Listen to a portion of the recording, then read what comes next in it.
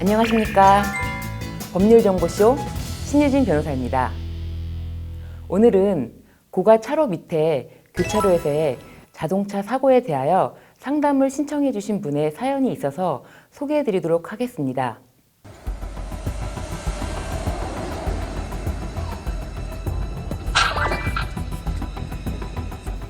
블랙박스 차량은 천천히 직진을 하고 있는데 화물차도 블랙박스 차량도 둘 다 교차로 진입 전 일시 정지를 하고 전방 주시 의무를 안 지키고 있네요.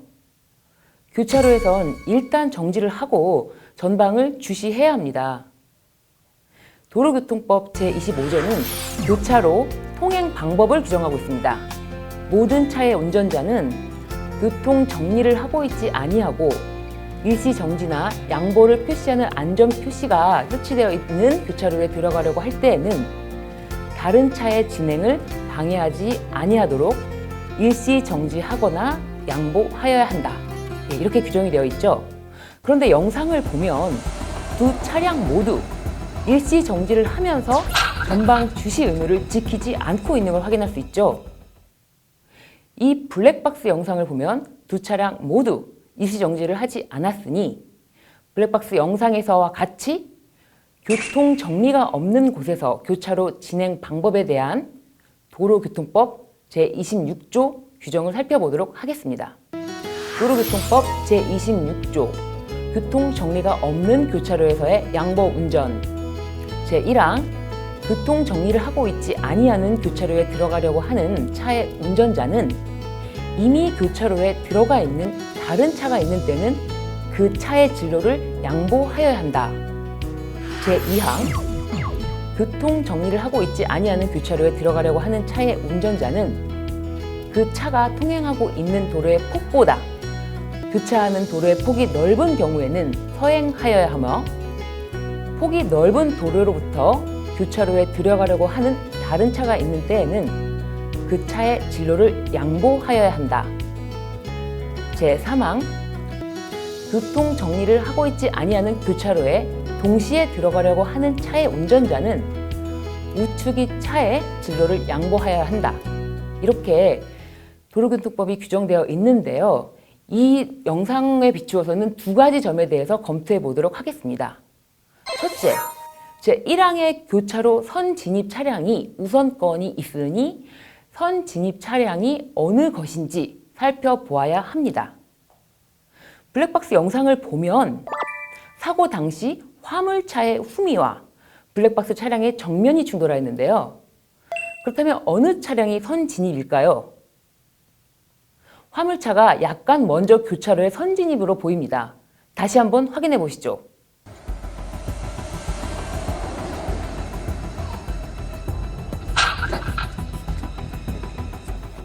그럼 두 번째로 검토해야 될 대로와 서로인데요. 그러니까 폭이 넓은 도로와 폭이 좁은 도로 이것을 말씀드리는 것입니다. 제2항 교차로에서는 폭이 넓은 도로에서 진입하는 차량에게 양보를 하라고 규정되어 있잖아요. 화물차가 진행하는 차로는 중앙선이 있는 차로인데 블랙박스 차량이 진행하는 차로는 중앙선이 없는 차로입니다. 즉 폭이 넓은 차로는 화물차로의 차로가 되겠습니다. 그렇다면 이 두 가지 점에서 화물차가 유리한 입장이 맞게 됩니다. 먼저 교차로에 진입한 것과 폭이 넓은 도로에서 진입하였다는 것입니다. 그렇지만 화물차도 교차로 진입 시 일시 정지를 지키지 않았고 속도가 빠른 것을 볼 수 있죠. 그렇기 때문에 화물차에게도 과실은 인정되는데요.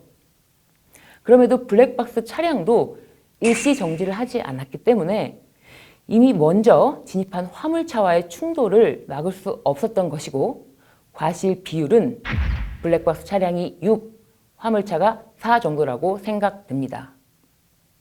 사연을 주신 분은 왜 우리 엄마의 차량이 가해 차량이냐고 억울하시다고 했지만 블랙박스 차량의 과실 비율이 조금 높을 뿐 일방적인 가해 차량은 아니라는 점에서 억울함이 풀리셨기를 바랍니다.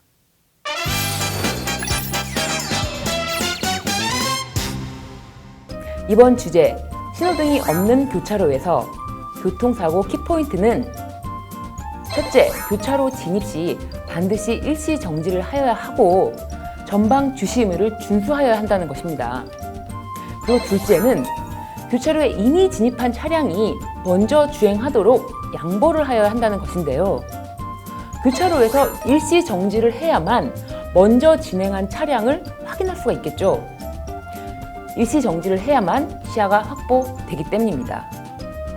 셋째는 내가 주행하는 차로의 폭이 좁은 도로라면 넓은 도로에서 주행하는 차량에게 양보를 해야 한다는 것입니다. 이상 교차로 통행 방법에 대해서 블랙박스 영상을 검토하면서 내용을 전해드렸습니다. 지금까지 법률정보쇼 신유진 변호사였습니다. 감사합니다.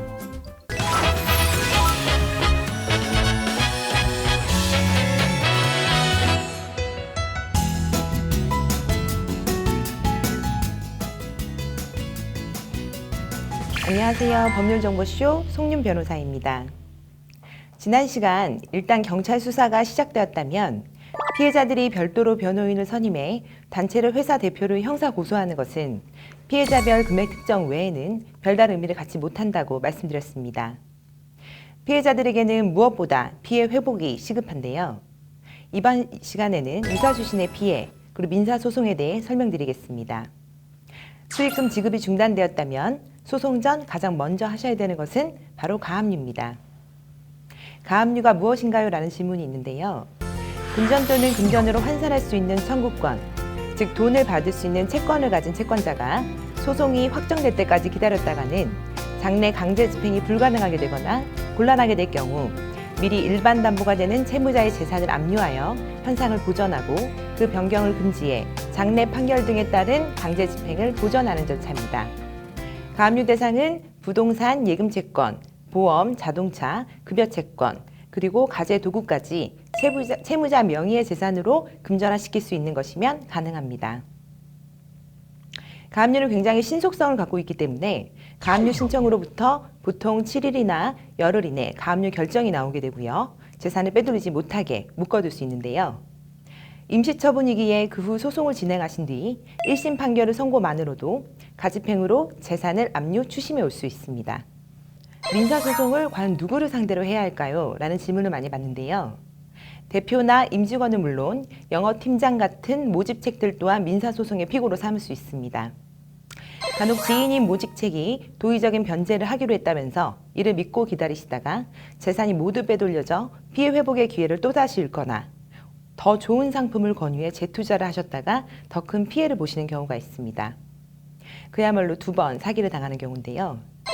도의적으로 변제를 하겠다고 하는 경우에는 반드시 언제 얼마를 변제하겠다고 하는 부분을 녹음하시거나 차용증, 공증 등으로 확보해 두셔야 하고요. 추후 그 변제 기한을 연기해 달라고 할 경우에라도 언제까지 얼마를 연기하는지에 대한 부분도 정확히 녹음해 두셔야 합니다. 그 이유는 민사소송에서 손해배상보다 입증과 전액을 돌려받기에 조금 더 수월한 약정금 청구를 하기 위해서도 있지만 변제기한 유예 이익을 얻는 것 또한 사기죄에 있어서 재산상 이익이 되기 때문인데요. 하위 직책일수록 유사수신만으로는 그 처분 수위가 높지 않기 때문에 이러한 부분을 미리 녹음해 두시면 형사 합의에 있어 보다 유리한 고지에 오르실 수 있습니다. 또한 재산을 빼돌린 경우라도 사행위 취소소송 요건을 입증하기가 수월하고 별도 강제집행 면탈죄에 대한 형사 고소가 가능한 경우도 있습니다. 간략히 사행위 취소소송에 대해서 알려드리자면 채무자가 제3자에게 채무자의 일반 재산을 감소시키는 법률행위를 하는 것으로 채무자의 가족에게 부동산 등 재산을 매매, 증여하는 방식으로 명의를 이전하는 것도 있고요. 허위에 채무를 부담해서 근저당권을 설정하는 것이 대표적인 사례입니다. 이러한 행위로 채권자에게 완전히 변제할 수 없는 상태를 만드는 것으로 채권자는 위 제3자를 상대로 채무자와 제3자 간의 법률행위를 취소시키고 채무자 명의로 원상회복 또는 가액배상을 구하는 것, 즉 빼돌린 재산을 되찾아오는 소송이라고 생각하시면 됩니다. 채권자는 이러한 사행위를 안 날로부터 1년, 있은 날로부터 5년 내 소송의 방식으로만 취소권을 행사하실 수 있습니다. 강제집행을 면할 목적으로 재산의 은닉, 손괴, 그리고 허위 양도, 허위의 채무를 부담하여 채권자를 해하는 행위인데요. 강제 집행이 임박한 채권자의 권리를 보호하기 위한 것으로 위에 위반할 경우에 형법 제327조에 따라 3년 이하의 징역, 1천만 원 이하의 벌금으로 처벌됩니다. 또 유사수신 행위로 피해를 입었을 때 어떤 내용으로 소송을 하게 되는 건지 질문이 많은데요. 물론 단순 불법행위 손해배상 청구 소송뿐만이 아니라 타법에 의한 손해배상 청구도 가능합니다. 또 모집책이 설사 무죄를 받았다라고 해도 손해배상 청구와 사행위 취소 소송도 가능한데요. 이는 실제 관련 사건을 수행한 노하우가 많은 전문 변호사를 선임하시는 것이 무엇보다 중요합니다. 민사는 형사와 달리 고의가 없더라도 과실에 따른 손해배상 책임이 가능한 점도 주목해야 하는 부분입니다. 또 피해자 측의 과실 상계가 최대한 적게 나오도록 철저히 준비해야 합니다. 소송 기간은 얼마나 걸리나요? 라는 질문도 많습니다. 보통 1심은 평균 10개월 정도로 보는데요. 항소심의 경우에는 4개월에서 6개월 정도로 더욱더 짧아집니다. 1심에서의 결과를 항소심에서 뒤집는 것은 20% 내외로 1심 승소가 무엇보다 중요한데요. 앞서 살핀 것처럼 1심 승소만으로도 즉시 가집행이 가능합니다. 승소했는데 돈을 주지 않으면 어떡하나요? 라는 질문도 많습니다. 강제집행, 즉 압류 추심할 수가 있는데요. 소재기 전에 재산을 빼돌리지 못하도록 가압류가 선행되어야 하고 가압류된 금액이 이에 미치지 못하더라도 소송 중 법원에 법인 계좌 등에 대한 사실 조회를 통해 재산을 찾아볼 수 있습니다.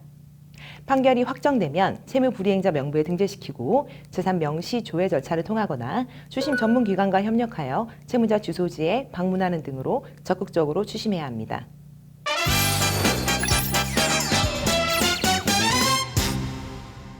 이번 주제의 유사수신 피해, 민사소송에 대한 키포인트는요. 유사수신 사건이 발생되면 형사 고소도 중요하지만 이에 못지않게 재산을 미리 확보하는 절차, 즉 가압류와 민사소송이 중요하다는 점, 형사에서 무죄가 되거나 아직 형사처벌이 되지 않았다 하더라도 대표, 임직원, 그리고 모집책을 공동피고로 하여 다수의 피해자가 원고가 되어 하나의 소송 절차로 진행할 수 있다는 점도 기억해 두시면 좋을 것 같습니다. 지금까지 법률정보쇼 송윤 변호사였습니다. 감사합니다.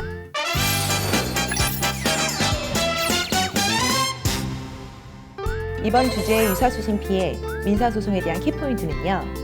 유사수신 사건이 발생되면 형사 고소도 중요하지만 이에 못지않게 재산을 미리 확보하는 절차, 즉 가압류와 민사소송이 중요하다는 점, 형사에서 무죄가 되거나 아직 형사처벌이 되지 않았다 하더라도 대표, 임직원, 그리고 모집책을 공동피고로 하여 다수의 피해자가 원고가 되어 하나의 소송 절차로 진행할 수 있다는 점도 기억해 두시면 좋을 것 같습니다. 지금까지 법률정보쇼 송윤 변호사였습니다. 감사합니다.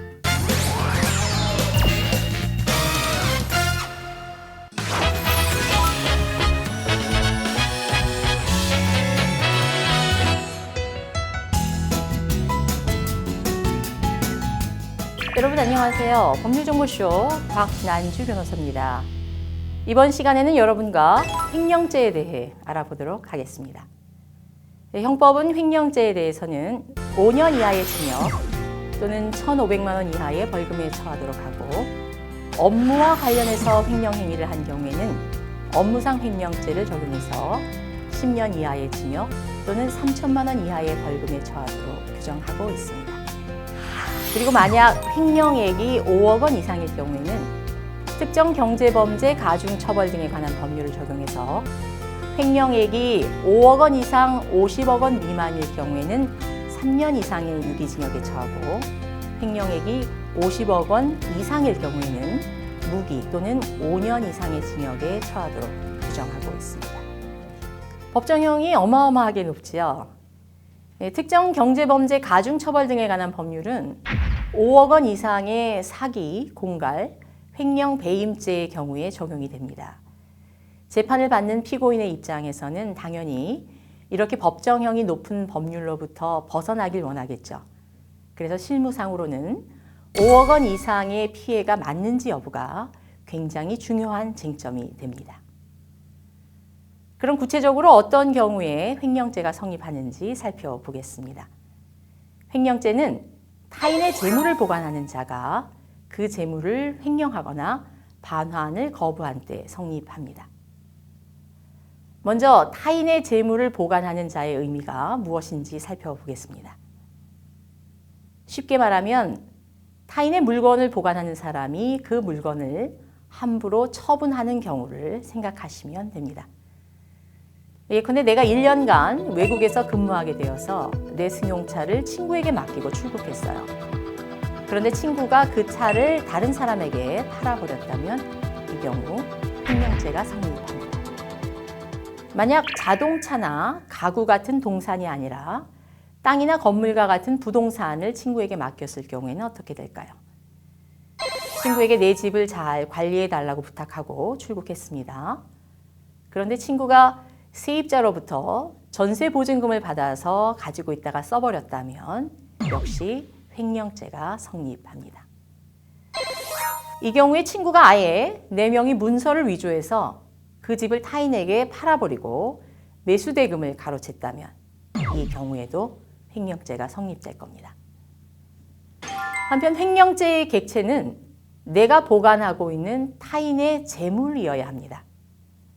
재물은 동산, 부동산 이렇게 형태가 있는 물건이거나 또는 관리가 가능한 동력을 말합니다.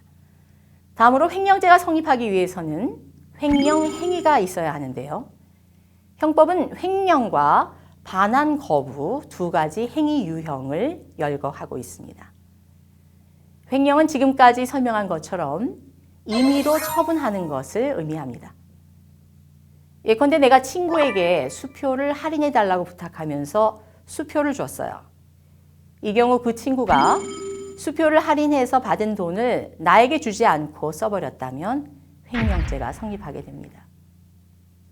반면에 반환 거부는 정당한 이유 없이 타인의 물건을 돌려주지 않는 것을 의미합니다.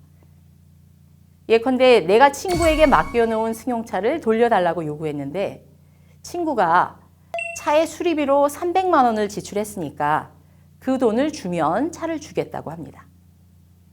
이럴 경우에는 친구가 반환을 거부하는 정당한 이유가 있기 때문에 횡령죄는 성립하지 않게 됩니다. 얼마 전 모 연예인이 억대의 도박 자금을 빌린 것이 알려지면서 과연 그 도박 자금을 변제할 의무가 있는지 여부가 관심이 된 적이 있습니다. 민법 제746조는 불법의 원인으로 인해서 재산을 급여하거나 노무를 제공한 때에는 그 이익의 반환을 청구하지 못한다고 규정하고 있습니다. 이를 법률 용어로 불법 원인 급여라고 하는데요. 한마디로 불법한 대가로 지급한 돈을 돌려달라고 요구하지 못한다는 것입니다. 예컨대 도박장에서 도박자금으로 빌려준 돈이나 성매매의 대가로 지급한 화대 또는 뇌물로 지급한 돈같이 불법한 목적으로 주고받은 돈은 반환을 요구할 수 없다는 겁니다. 그렇다면 뇌물로 주라고 전달받은 돈을 당사자에게 전달해 주지 않고 중간에서 써버린 경우에 횡령죄로 처벌할 수 있을까요? 이것이 흔히 언론에서 언급되는 배달 사고 케이스입니다.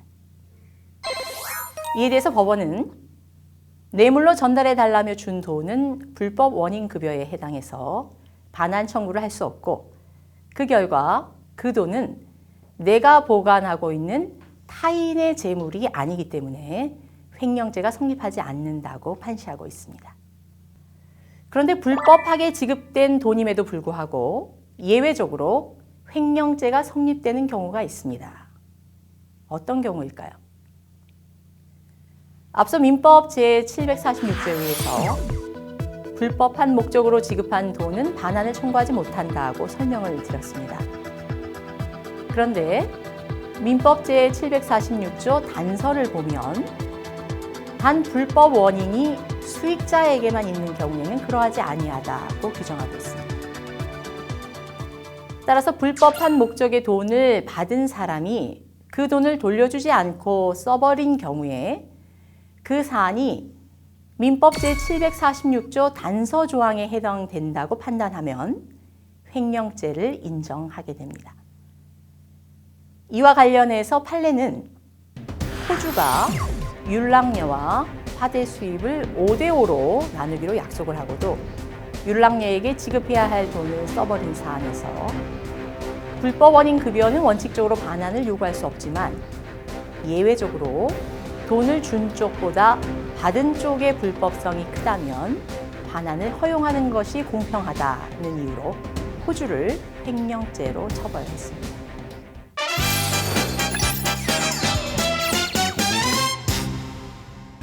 오늘 주제의 키포인트는 횡령죄는 자기가 보관하고 있는 타인의 재물을 처분하거나 정당한 이유 없이 반환을 거부할 때 성립한다는 겁니다.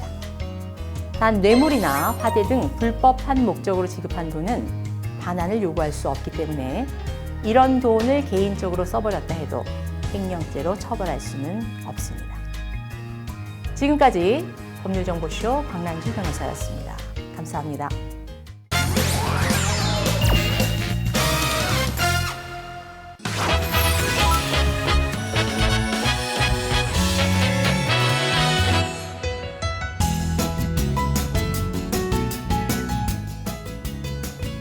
안녕하십니까. 법률정보쇼 오성환 변호사입니다. 이번 시간은 특허 소송 제기 전에 진정으로 원하는 것을 미리 정해야 한다라는 주제로 말씀을 드리려고 합니다. 최근 의약품을 제조하는 스타트업이 찾아와서 상표 침해 소송과 관련해서 상담을 한 적이 있었습니다. 이 스타트업은 대기업이 자신들의 상표권을 침해하고 있다고 주장을 했고, 그래서 저희들은 이 내용을 검토를 했습니다. 특히 이 스타트업의 상표권과 대기업의 사용 상표를 구체적으로 비교해 보니 거의 동일해서 충분히 특허 침해 소송에서 승산이 있을 거라 판단을 했습니다. 그러나 이 스타트업은 대기업과 상표 침해 소송을 하는 것을 원하지는 않았습니다. 그 이유는 대기업과 싸워서 이기기는 쉽지 않을 거라 여겼기 때문입니다. 대기업이 막대한 자금으로 영업상 압박을 가하고 또 소송을 진행하면 자신들이 이를 버티기 힘들다고 생각을 했습니다. 그래서 이 문제를 해결하고자 저희들은 수차례 회의를 진행을 하였고, 이 스타트업이 진정으로 원하는 것이 무엇인지에 대해서 들었습니다. 이 스타트업은 대기업이 자신들의 상표를 사용 못하게 하는 것을 원하는 것이 아니라 이 대기업과 우호적으로 해결을 하기를 원했습니다. 자신들이 이쪽 의료 분야에서 최신의 기술을 가지고 있기 때문에 대기업이 자신들의 기술을 이전받아서 비용을 지급하면 굳이 특허 침해 소송은 하지 않고 우호적인 관계를 유지하고 싶어 했습니다. 대기업과 좋은 관계를 유지하면 향후 대기업과 공동개발 등을 할 수 있어 회사가 더 성장할 수 있다고 판단한 것이었습니다. 따라서 우리는 대기업을 찾아가 당신들이 상표 침해를 했으나 우리 스타트업의 기술을 전수받고 로열티를 지불한다면 상표 침해 소송은 하지 않겠다고 하기로 제안을 해보기로 했습니다. 이와 같이 협상이 된다면 스타트업은 기술 전수를 통해 로열티를 받을 수 있으니 좋고, 대기업도 좋은 기술을 전수받아서 좋을 뿐만 아니라 상표 침해 소송에도 휘말리지 않아서 아주 좋을 것이라고 저희들은 판단했습니다. 우선 그 대기업의 지식재산권 팀장님을 만나 위와 같은 제안을 했고, IP 팀장님은 검토 후 알려주겠다고 해서 답변을 기다렸습니다. 그러나 이후 이 팀장님은 스타트업의 제안을 받아들이기 어렵다는 답변을 했습니다. 이후 저희들은 포기하지 않고 내용 증명을 다시 구체적으로 작성을 해서 위와 같은 제안을 받아들이지 않으면 상표 침해 소송을 하겠다고 하였으나 이 또한 받아들이지 않았습니다. 마지막으로 상표 침해 소장을 아주 구체적으로 기재를 해서 법원에 제출을 했고, 제출한 후 몇 달을 기다리자 대기업 측에서 협상을 하자고 연락이 왔습니다. 대기업 측과 만나서 저희들의 제안에 대해서 여러 가지 수정안을 서로 교환을 했고, 최종적으로 양측에서 가장 좋은 방향으로 협상이 이루어졌습니다. 이렇게 이번 분쟁은 서로 가장 좋은 방향으로 해결이 될 수 있었습니다.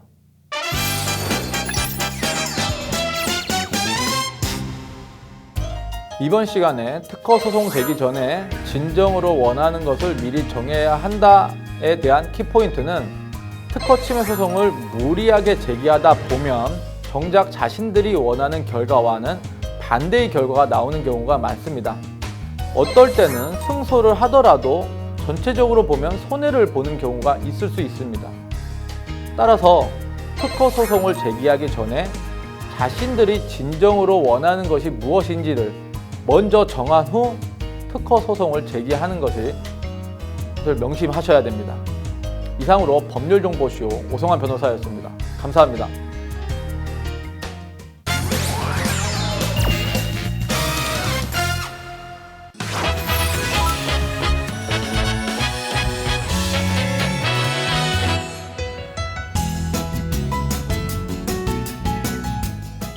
안녕하십니까. 법률정보쇼 조원익 변호사입니다.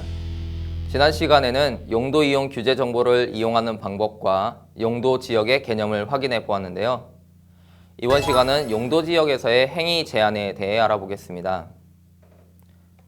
우리나라는 사유재산과 사적 자치가 인정되는 시장 경제 체제를 유지하고 있습니다. 그래서 헌법 제23조 제1항은 모든 국민은 재산권은 보장된다고 정하고 있습니다. 하지만 제2항에서 재산권의 행사는 공공복리에 적합하여야 한다고도 규정하고 있고 제1항 단서에서도 그 내용과 한계를 법률로 정한다고 규정하고 있습니다. 우리나라는 토지도 소유권의 대상으로 하고 있는데 그 토지의 이용에 있어서는 각종 특별법에 따라 개별 법령에 따라 여러 행위 제한이 있습니다. 건축을 하려고 해도 국토계획법에 따른 건폐율과 용적률의 제한을 받고 해당 지역에서 지을 수 있는 종류의 건축 인지도 규제를 받으며 높이도 제한됩니다. 이는 토지의 공공성 때문이고 헌법에서도 공공복리에 적합한 사용이어야 한다고 규정되어 있기 때문에 이러한 행위 규제는 헌법상 근거도 있습니다. 따라서 우리가 어떤 토지를 사고자 할 때 어떤 목적으로 이용하고자 하는지 미리 정해야 하고 해당 토지에서 어떤 행위를 할 수 있는지도 미리 확인할 필요가 있습니다. 지난 시간에 저희가 살펴본 용도 지역은 바로 그런 행위 제한에 있어 가장 기본적인 내용을 담고 있습니다. 그리고 우리나라 모든 토지는 꼭 한 개의 용도 지역이 설정되어 있기 때문에 용도 지역의 의미를 아는 것이 중요한 것이지요. 국토계획법 제76조 제1항은 용도 지역에서의 건축물이나 그 밖의 시설 용도 등 제한에 관한 사항은 다시 시행령에 위임하는데 시행령 제71조는 각 지역에 따라 상세한 행위 제한을 규정하였습니다. 짧은 시간에 모든 행위 제한을 알아볼 수는 없으니 도시지역의 일반적인 행위 제한에 대해 살펴보겠습니다. 이러한 예를 통해서 시청자 여러분이 관심 있는 토지에 어떠한 행위 제한이 있는지 법령을 통해 확인하는 방법을 함께 알아내고 싶습니다. 자, 그림을 한번 보실까요? 보여드리는 그림은 서울 강남구 삼성 코엑스 근처에 있는 먹자 골목 내 토지입니다. 제가 가끔 점심 먹으러 이용하는 곳인데요. 지목은 대지이고 면적은 131제곱미터인데 이곳의 용도 지역은 도시지역 중에서도 제2종 일반 주거지역에 해당합니다. 이곳은 현재 단독주택 공간이면서 음식점으로 활용하고 있는데요. 그럼 실제로 제2종 일반 주거지역의 행위 제한은 어떠한지 법령을 통해 알아보겠습니다. 국토계획법 시행령 제71조 제1항 제4호에서 제2종 일반 주거지역 내 건축을 할 수 있는 건축물은 별표 5에 규정되어 있다고 되어 있고 별표 5를 보시면 건축할 수 있는 건축물은 단독주택, 공동주택, 제1종 근린생활시설, 종교시설, 유치원, 초등학교, 중학교, 고등학교, 노유자 시설이고 도시계획조례에서 따로 정한 경우에는 제2종 근린생활시설, 문화집회시설, 판매시설, 의료시설, 교육연구시설, 수련시설, 운동시설, 오피스텔 등이 가능합니다. 다만 앞서 말씀드린 용도에 부합하는 건축물이라 하더라도 각 용도별로 가능한 면적이 다 다릅니다. 예를 들어 소매시장, 즉 판매시설의 경우에는 2,000제곱미터 미만이어야 한다고 합니다. 그리고 지을 수 없게 금지되는 시설도 있습니다. 단란주점, 안마시술소, 관람장, 격리병원 등과 같은 것입니다. 이는 제2종 일반 주거지역이 중층 주택을 중심으로 편리한 주거 환경을 조성하기 위하여 필요한 지역이기 때문에 주거 환경에 부합하는 건축물만 건축되도록 행위 제한을 한 것입니다. 요즘 직접 건축주가 되시는 분들도 있는 것으로 알고 있습니다. 대부분 건축사를 통해서 건축하시기 때문에 이러한 행위 제한들은 건축사에서도 미리 파악하고 건축 설계를 하게 됩니다. 그러나 토지의 이용 계획에 대해서 구체적으로 여러분들이 알고 계시다면 토지를 구입하는 단계에서부터 원하시는 목적에 부합하는 토지를 고를 수 있게 되는 것이지요.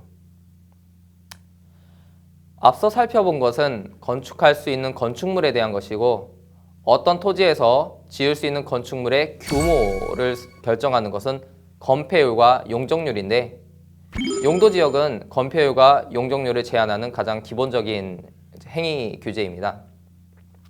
자, 앞서 살펴본 강남구 제2종 일반 주거지역을 한번 살펴볼까요? 도시지역 중 주거지역이므로 국토계획법 제77조 제1항과 시행령 제84조에 따라 60% 이하의 건폐율을 유지하여야 합니다. 그리고 용적률은 국토계획법 제78조 제1항 및 시행령 제85조에 따라 150% 이상, 250% 이하여야 합니다.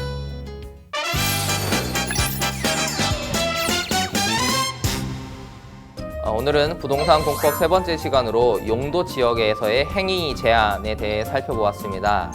첫째, 용도 지역별로 건축할 수 있는 건축물의 종류가 제한되어 있다.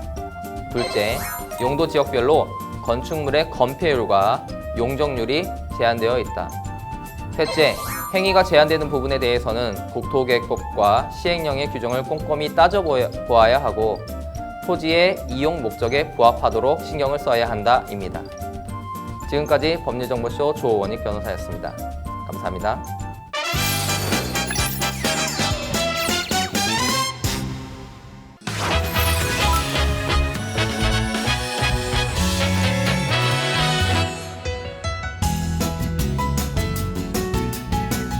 안녕하세요. 법률정보쇼 곽난주 변호사입니다. 이번 시간에는 여러분과 배임죄에 대해 알아보도록 하겠습니다. 우리 법은 배임죄에 대해서 5년 이하의 징역 또는 1,500만 원 이하의 벌금에 처하도록 하고, 만약 그 배임 행위가 업무와 관련된 것일 경우에는 업무상 배임죄를 적용해서 형을 2배로 가중한 10년 이하의 징역 또는 3천만 원 이하의 벌금에 처하도록 규정하고 있습니다.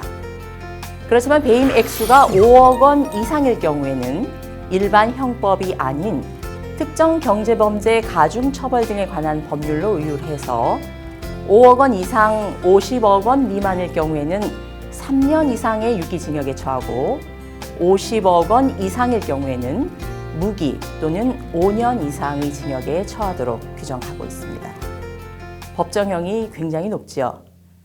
그리고 법정형에 벌금형이 없다는 것은 이런 유형의 범죄는 엄벌에 처하겠다는 입법자의 의도가 담겨 있다고 보시면 됩니다.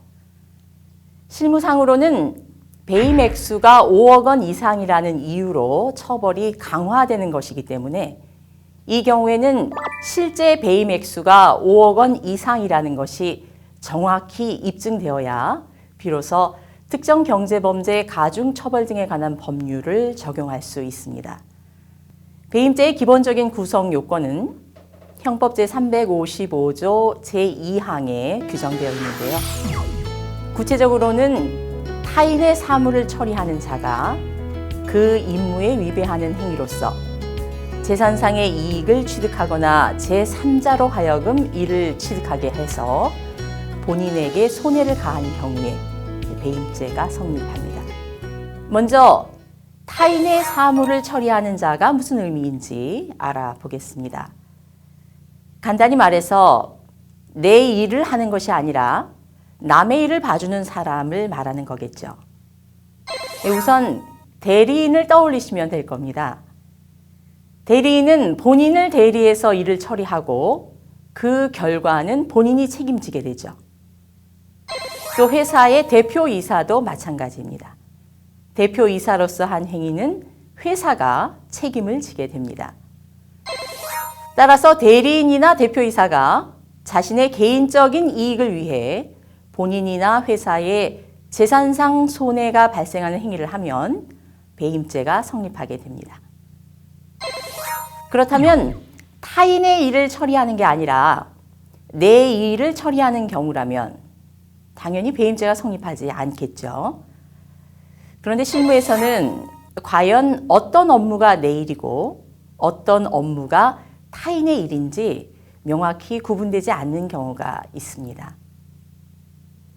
예컨대 본사에서 물건을 받아다가 판매하는 대리점을 운영하더라도 구체적인 계약 내용에 따라 법의 판단이 달라지게 됩니다. 먼저 본사가 공급해주는 물건을 대리점에서 판매하고 그 판매 대금은 본사에서 수령해서 일정액의 판매 수수료만 대리점에게 주는 방식이라면 이 경우에 대리점에서 자기가 아는 사람이 돈을 지불할 능력이 없는 줄 알면서도 그 사람에게 물건을 주어서 본사로 하여금 돈을 못 받게 했다면 이 경우에는 본사를 위해서 물건을 판매하는 업무를 담당하는 것이기 때문에 배임죄가 성립합니다. 다음 요건으로는 타인의 사물을 처리하는 자가 그 임무에 위배되는 행위를 해서 배임 행위를 해야 하는데요. 무엇이 임무에 위배되는 행위냐?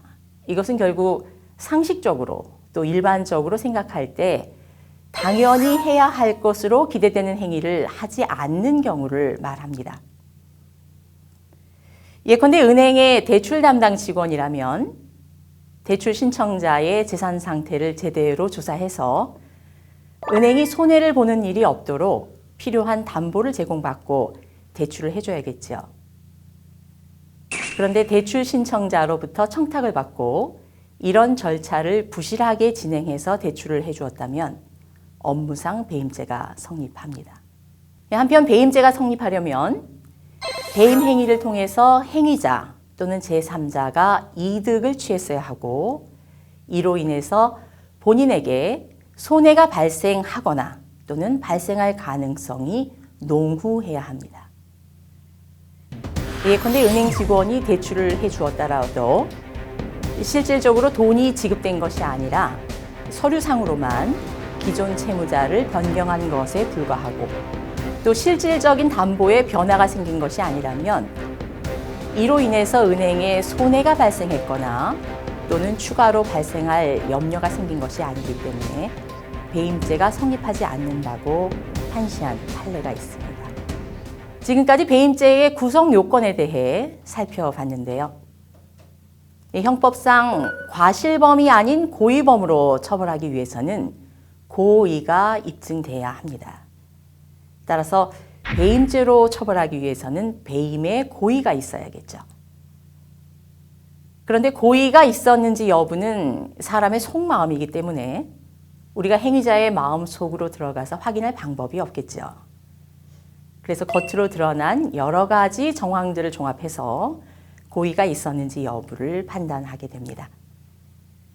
이 문제와 관련해서 우리가 흔히 말하는 경영 판단과 배임죄의 성립 문제를 생각해 볼 필요가 있습니다.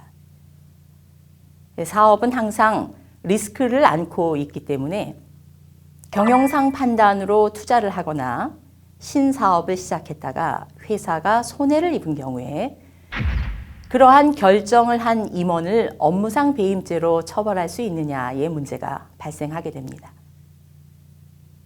이러한 경우에는 그러한 투자를 결정하게 된 경위가 무엇이고 또 사전 조사를 제대로 했는지 이런 구체적인 여러 상황들을 종합해서 고의 여부를 판단해야지 단순히 결과적으로 회사에 손해가 발생했다거나 또는 결정 과정에서 주의 의무를 다소 소홀히 한 과실이 있었다는 이유만으로 배임죄로 처벌할 수 없다는 것이 판례의 입장입니다.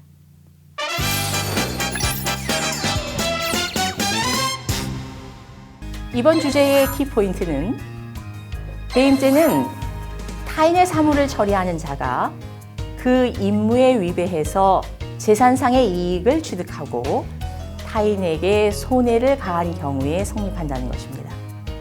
따라서 타인의 일이 아닌 나의 일을 하는 과정에서 타인에게 손해가 발생했을 경우에는 배임죄가 성립하지 않습니다. 또한 설령 타인에 대한 배임 행위로 평가되더라도 그 타인에게 실질적인 경제적 손해가 발생하지 않았다면 역시 배임죄는 성립하지 않게 됩니다. 지금까지 법률정보쇼 박난주 변호사였습니다. 감사합니다.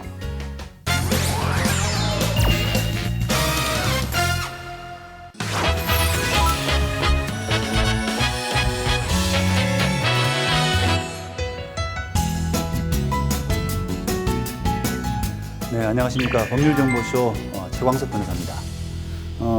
이번에는 그 누수 발생과 임대차 계약 해제 문제라고 하는 그런 주제로 이야기를 나눠보겠습니다. 임대차한 집에 이 누수 내지 결로가 발생해서 임대인, 임차인 사이에 분쟁이 발생하는 경우 참 생각보다 많이 있습니다. 집 구조가 좀 문제가 있기 때문인데요. 임차인의 이런 특별한 어떤 생활 습관, 예를 들면 뭐 관리를 잘 못했다든지 하는 그런 생활 습관 때문이 아니라면 이런 누수나 결로 발생은 대체로 임대차 목적물인 건물 구조의 문제 때문인 경우가 많습니다. 자, 그런데도 임대인이 적절한 보수나 조치를 해주지 않는다면 임차인 비용으로 그 비용을 누수나 결로 현상을 제거한 다음에 그 비용을 임대인에게 청구하거나 이로 인해서 발생한 임차인의 손해를 배상받는다라고 하는 부분은 법적으로 큰 문제는 없습니다. 그러니까 비용 들었던 거 하고 내가 손해봤던 거, 가구가 젖었다든지 하는 그런 손해배상 받는 데는 큰 문제가 없습니다. 이것은 당연히 임대인의 의무 위반이 분명하기 때문입니다. 이 관련해서 많이 사용되는 그 민법 규정이 623조인데요. 임대인의 의무라고 하는 제목으로 임대인은 목적물을 임차인에게 인도하고 계약 존속 중 그 사용 수익에 필요한 상태를 유지하게 할 의무를 부담한다라고 규정하고 있습니다. 대법원 판례에서도 이런 부분이 명시되고 있는데요. 이 사건에서는 임차인 갑이 이 가구 전시장으로 임차해서 사용하던 건물 바닥에 결로 현상이 발생하자 임대인 을을 상대로 임대 목적물 하자에 따른 손해배상을 청구한 그런 사안입니다. 여기에서 대법원은 감정인의 감정서 등에 비추어서 이 건물에는 구조상 바닥 및 단열, 방습 조치가 되어 있지 않는 하자가 있어서 이런 여름형 그 결로 현상이 발생할 수밖에 없고 을은 임대차 계약 체결 당시 갑이 이 건물을 가구 전시장으로 임차한 사실을 알고 있었기 때문에 갑의 요구에 따라 건물 바닥에 나타난 이 습기의 발생 원인을 조사하고 이를 제거하기 위해서 제습기나 공조시설 이런 것들을 설치하거나 바닥 공사를 해주는 조치를 함으로써 갑이 사용 수익할 수 있는 상태를 유지해야 된다. 이런 을의 의무가 있는데도 달리 원심이 하자가 없다라고 판단해서 세입자의 청구를 배척한 이런 부분은 잘못됐다라고 해서 원심 판결을 파기환송한 그런 사례라고 할 수 있습니다. 하지만 이 손해배상 청구와 달리 누수나 결로 발생을 이유로 임대차 계약 자체를 이렇게 해지할 수 있는 이 부분은 쉽지 않습니다. 누수나 결로로 인해서 임대차 계약의 목적 달성에 큰 영향을 미칠 수 있다면 해지가 가능할 수 있지만 일반적인 경우에는 그에 미치지 못하기 때문입니다. 자, 그럼에도 불구하고 누수 결로 발생에 대해서 임대인이 수선 의무를 다하지 않게 되면 당연히 그 계약 해지 사유가 되는 것처럼 세간에서 오해되고 있는 경우가 참 많이 있습니다. 다음 판례에서 보시는 것처럼 민법 544조에 의해서 채무 불이행을 이유로 계약을 해지하려면 당해 채무가 계약의 목적 달성에 있어서 필요 불가결하고 이를 이행하지 아니하면 계약의 목적이 달성되지 아니해서 채권자가 그 계약을 체결하지 아니하였을 것이라고 여겨질 정도의 주된 채무이어야 하고, 그렇지 않는 한 부수적 채무를 불이행한 데에 그치는 경우에는 계약을 해지할 수 없다라고 이렇게 판단하고 있습니다. 임대차 계약을 체결하고 우리가 잔금을 지급해서 들어가기 이전에 이런 누수나 결로 발생 현상이 발견된 경우에는 우리가 계약의 중도 해지 문제가 아니라 계약을 해제한다라고 하는 법리, 이런 것들이 문제가 되는데요. 그럼 계약 해제의 법리는 어떻게 되느냐라고 하는 부분을 한번 생각해 볼 수가 있습니다. 누수나 결로 발생, 이 계약 체결 당시에 이미 예상한 정도의 것이라면 계약 해지 사유가 될 수 없겠죠. 왜냐하면 다 알고 계약을 했기 때문에 해제할 수 없습니다. 그런데 그 범위를 넘어선 정도라고 한다면 앞서 본 바와 같은 논리로 계약 해제 여부를 정할 수밖에 없습니다. 다시 말하면 누수나 결로 발생으로 인해서 건물을 사용 수익하는 그 임대차 계약의 목적 달성을 할 수 없을 정도에 이르러야만 계약 해제 사유가 될 수 있다는 겁니다. 하지만 외관상 나타난 그 누수로 인해서 건물을 아예 거의 대부분 사용 수익할 수 없을 정도까지에 이른다라고 하는 것은 입증이 참 쉽지가 않습니다. 따라서 일단 그 계약을 체결하면 이 분쟁 해결이 쉽지가 않기 때문에 나중에 해결하면 되겠지라고 하는 마음으로 일단 계약을 체결하고 하는, 너무 성급하게 하는 그런 그 결정을 해서는 안 된다는 겁니다. 계약 체결하는 과정에서 누수가 있다면 그 원인은 뭔지, 또 누수의 범위라든지 또는 그 보수하는 데 비용, 그 다음에 기간, 이런 것들을 좀 상세히 정확하게 인지를 하고 그 문제에 대해서 임대차 계약에서 충분히 협의한 다음에 계약 체결 여부를 결정할 필요가 있습니다.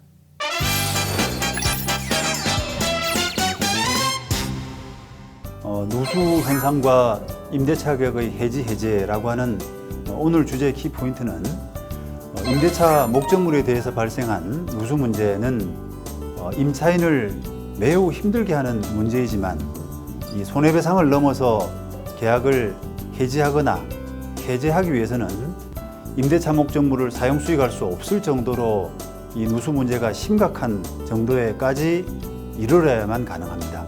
그리고 그 입증 책임은 이를 주장하는 임차인에게 있습니다. 그 때문에 누수가 발생한 건물에 대해서 임대차 계약은 가급적 좀 신중할 필요가 있고, 계약 도중의 누수 문제에 대해서는 향후 분쟁을 대비하는 그런 차원에서 누수 사실에 대한 충분한 증거를 확보할 필요가 있습니다. 지금까지 법률정보쇼 최광석 변호사였습니다. 감사합니다.